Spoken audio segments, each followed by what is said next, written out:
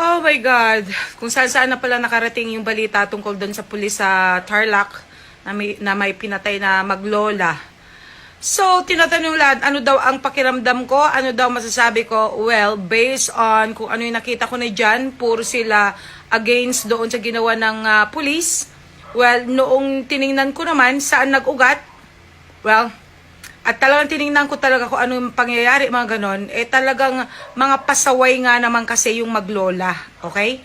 Lalong-lalo na nung lumapit yung anak at sinabi na, my father is a policeman.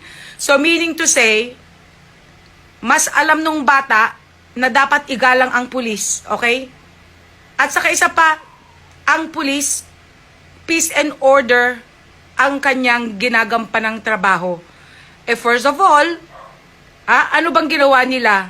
Okay? Yung pagpaputok na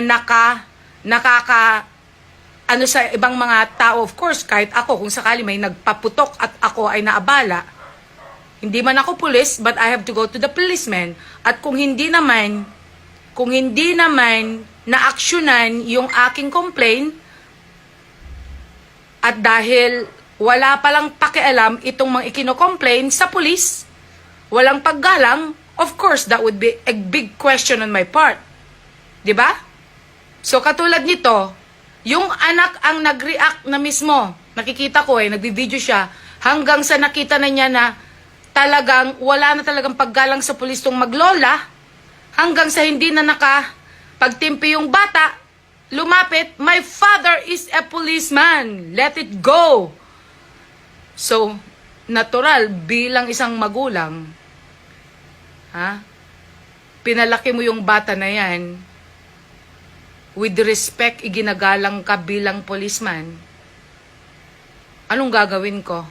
Hayaan ko na lang ba na babastusin yung trabaho ko? Babastusin yung ginagampanan kong katungkulan bilang pulis? At hahayaan ko na lang na i-manipulate ako itong mga maglolang ito na wala silang pakialam? Well, if I would be that policeman as well, hindi na baling ako'y makulong.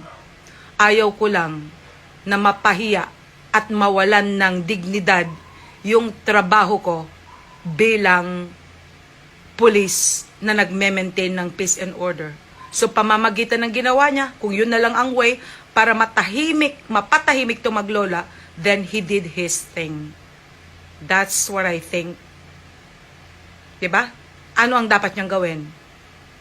Hayaan